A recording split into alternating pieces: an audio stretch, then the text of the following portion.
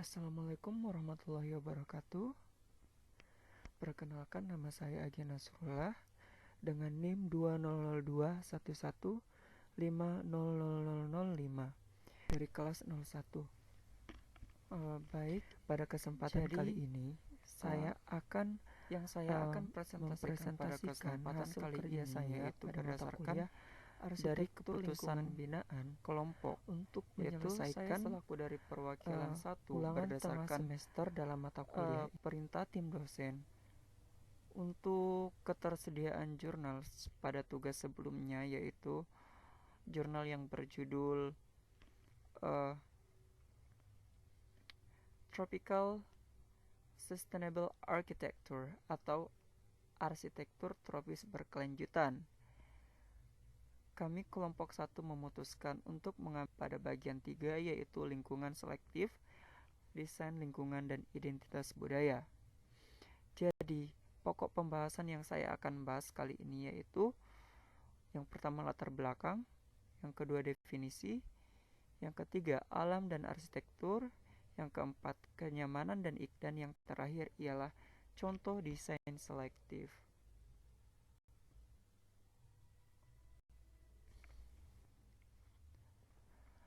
Langsung saja pada bahasan yang pertama, yaitu bagian latar belakang, di mana pada bahasan kali ini yaitu tentang bagaimana suatu desain atau perancangan bangunan dengan memperhatikan lingkungan atau bersifat selektif, yang diawali dari pernyataan Le Corbusier. Siapa yang tidak mengenal sosok tokoh arsitektur Le Corbusier? Le Corbusier merupakan tokoh arsitektur yang dikenal dengan desain bangunannya atau perancangan bangunannya dengan gaya arsitektur modern pada abad ke-19. Pada bahasan kali ini, pernyataan Le Corbusier yang dimaksud yaitu hanya satu rumah untuk semua negara. Rumah pernapasan yang tepat telah menjadi hal yang lumrah secara global. Hal yang saya pahami atau yang saya dapat petik dari pernyataan Le Corbusier tersebut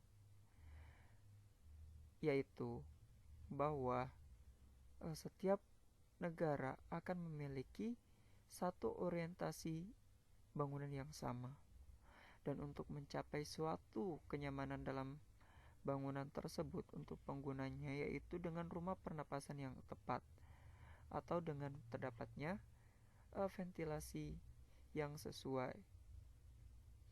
Tapi pada pernyataan Le Corbusier ini tidak menjelaskan bahwa bangunan tersebut dibangun berdasarkan kondisi iklim yang terdapat pada wilayah tersebut.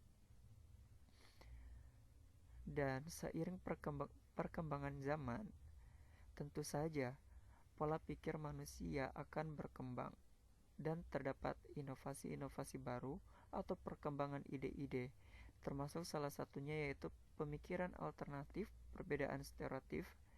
Bagaimana pemikiran dari salah satu tokoh arsitektur yaitu Victor Oleguier dalam bukunya Design with Climate, Bioclimatic Approach to Architectural Regionalism pada tahun 1963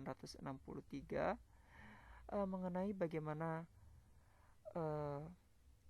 perancangan suatu bangunan atau desain suatu bangunan dengan memikirkan iklim di sekitarnya. Dan setelah ini juga banyak perkembangan terjadi mengenai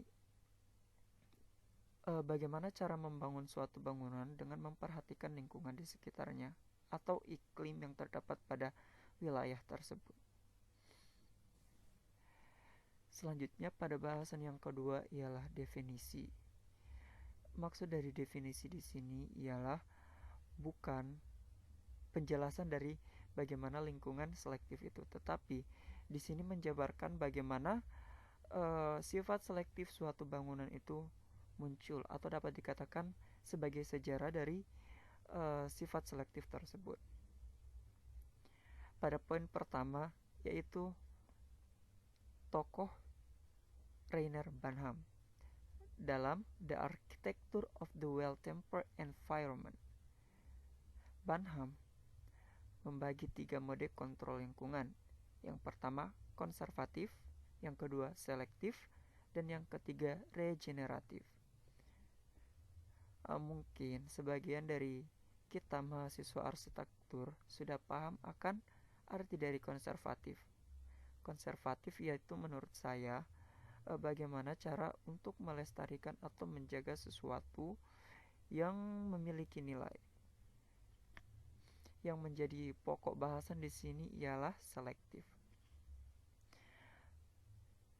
3 mode kontrol lingkungan tersebut Banham peroleh dari hasil pengamatan bangunan bersejarah. Poin kedua yaitu berdasarkan apa yang telah ditulis oleh Banham dalam The Architecture of the Well-Tempered Environment, kemudian dikembangkan oleh Ebenezer Howard, di mana Ebenezer Howard ini mengembangkan bagaimana pembagian antara eksklusif dan selektif, di mana eksklusif ini yaitu bangunan secara global dan selektif yaitu bangunan secara regionalisme atau setiap negara. Pemikirannya bagaimana bangunan tersebut dibangun atau dirancang berdasarkan iklim yang terdapat di negara, tidak hanya memperhatikan keseluruhan dunia. Dan kemudian pemahaman tersebut, pemahaman akan prinsip-prinsip sifat selektif diperluas oleh Hawkes, McDonald, and Stemmer pada tahun 2002. Kemudian diperoleh 1. Standar terkait dengan iklim lokal. Penekanannya adalah pada maksimalisasi cahaya alami. Kontrol suhu utama adalah dengan bahan bangunan. Ada keragaman kondisi spasial dan temporal, kontrol adalah oleh penghuni. 2. Terkait dengan iklim tertentu, dipengaruhi oleh praktik regional, penampang melintang elemen kunci dari respon lingkungan. Yang ketiga, terkait dengan iklim tertentu, dipengaruhi oleh praktik regional. Yang keempat, energi utama harus dari sumber sekitar. Memanfaatkan pencahayaan alami, keuntungan matahari yang berguna dan ventilasi alami jika sesuai. Sistem mekanis untuk pemanasan, pendinginan, ventilasi, dan penerangan harus dianggap sebagai pelengkap kontrol utama yang disediakan oleh bentuk bangunan selektif. Dari penjabaran poin tersebut, saya memahami bahwa sifat atau karakteristik atau prinsip-prinsip dari bangunan selektif itu ialah standar terkait dengan iklim lokal. Berarti bangunan dapat dikatakan bersifat selektif, yaitu bangunan yang dirancang dengan memperhatikan keadaan iklim lokal atau keadaan iklim di sekitar. Bagaimana bangunan tersebut menyediakan kenyamanan atau memanfaatkan keadaan iklim di sekitar, seperti memanfaatkan cahaya alami sebagai maksud saya memanfaatkan cahaya matahari sebagai cahaya alami, kontrol suhu dengan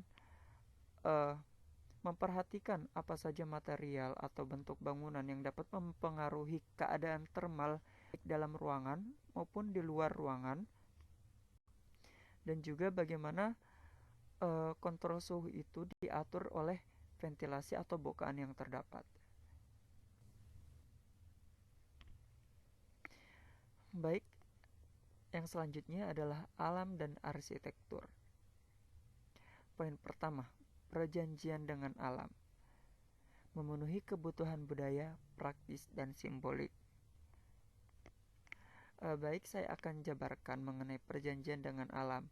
Perjanjian dengan alam yang dimaksud di sini ialah menurut para tokoh, perjanjian dengan alam di sini bagaimana mendesain suatu bangunan dengan memperhatikan lingkungan sekitar, memperhatikan kondisi alam sekitar, sehingga pengguna dapat memenuhi kebutuhan budaya, praktis, dan simbolik.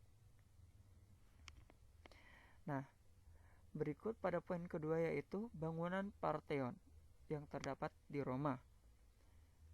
Mengapa bangunan Parthenon yang terdapat di Roma ini termasuk dalam alam dan arsitektur pada bahasan lingkungan selektif, dikarenakan pada bangunan tersebut, bangunan Parthenon, menggunakan atap skylight, di mana bangunan tersebut memanfaatkan cahaya matahari yang masuk sebagai pencahayaan alami pada bangunan tersebut. Yang kedua yaitu pada bangunan Sekolah Seni Glasgow Mackintosh. Nah, sama halnya dengan bangunan Parthenon yang terdapat di Roma, bangunan Sekolah Seni Glasgow Mackintosh ini juga memanfaatkan cahaya alami, memanfaatkan cahaya matahari sebagai pencahayaan alami untuk menerangi bangunan tersebut. Di sisi lain, jendela yang terdapat pada bangunan Sekolah Seni Glasgow Mackintosh tersebut dimanfaatkan sebagai ventilasi pada bangunan tersebut, sehingga sirkulasi udara dapat berjalan bebas atau keluar masuk secara bebas pada bangunan tersebut. Nah, hal yang paling penting dalam alam dan arsitektur yaitu pada poin keempat, hubungan iklim internal dan eksternal. Maksud dari kalimat tersebut, hubungan iklim internal dan eksternal, yaitu pada bangunan, baik di dalam ataupun di luar bangunan, itu saling erat atau saling mempengaruhi. Misalnya, jika keadaan suhu di luar bangunan itu panas, maka akan berpengaruh juga terhadap dalam ruangan atau dalam bangunan tersebut. Untuk menanggulangi permasalahan tersebut, hal yang harus diperhatikan yaitu berdasarkan jurnal tersebut, yaitu memperhatikan bentuk dan materialitas. Misal saya ambil salah satu contoh untuk materialitas yang dapat mempengaruhi bagaimana keadaan suhu termal dalam ruangan dan luar ruangan atau eksternal bangunan. Jika kita mengambil atau menerapkan suatu warna yang mencolok atau dengan sifat yang cerah pada bangunan, dan di mana lingkungan sekitar memiliki keadaan suhu termal yang cukup tinggi atau keadaan panas, maka warna tersebut akan mempengaruhi bagaimana suhu termal yang akan timbul pada dalam ruangan tersebut. Dengan warna cerah tersebut, maka akan memantulkan cahaya alami yang berasal dari cahaya matahari tersebut dan akan meningkatkan suhu termal dalam ruangan tersebut. Selanjutnya, kenyamanan dan iklim. Poin pertama, 3 kenyamanan yang perlu dimiliki bangunan untuk pengguna secara universal. Yang pertama yaitu keadaan termal, yang kedua udara atau ventilasi, yang ketiga suara. Poin kedua, karya Humphreys adalah demonstrasi eksplisitnya bahwa kondisi lingkungan dalam bangunan harus dalam batas-batas, beragam secara spasial dan temporal, dan bahwa ada bukti yang jelas bahwa ekspektasi terkait dengan kondisi regional. Yang ketiga, faktor yang perlu diperhatikan dalam melakukan pembangunan guna memenuhi kenyamanan pengguna, yaitu perlunya pemikiran jangka panjang terhadap kondisi alam, menghindari perubahan suhu drastis secara mendadak yang akan membuat penghuni kehilangan kenyamanan termal bangunan. Lingkungan harus normal, yang dalam artian lingkungan dapat diterima secara sosial. Baik, masuk pada pembahasan yang terakhir yaitu contoh desain selektif. Yang pertama, perpustakaan Universitas Darwin Cambridge yang terdapat di Cambridge. Jadi pada bangunan ini,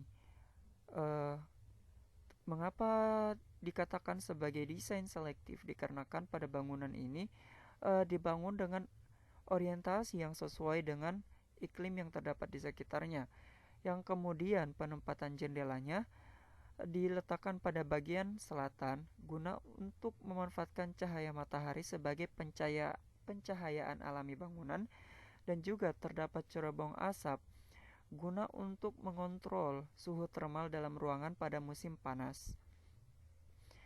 Sebenarnya terdapat banyak contoh bangunan pada jurnal yang terdapat, tetapi saya hanya mengambil 2 karena menurut saya Dua contoh bangunan ini sudah cukup untuk menggambarkan bagaimana desain selektif. Selanjutnya, pada bangunan pusat pelatihan di Moncenis, Herne, Sondigen. Pada bangunan ini sedikit lebih canggih dikarenakan sudah terdapat pemanfaatan energi, yaitu pembangkitan energi listrik. Pada bangunan ini juga sudah memperhatikan bagaimana pembangunan terhadap kondisi iklim yang terdapat. Bangunan ini tahan terhadap iklim yang terdapat di sekitar. Jadi aman untuk pengguna jika berada pada bangunan tersebut. Mungkin hanya ini yang saya dapat sampaikan untuk presentasi ulangan tengah semester kali ini. Saya menyadari bahwa saya masih banyak terdapat kekurangan dalam presentasi saya. Untuk itu saya memohon maaf.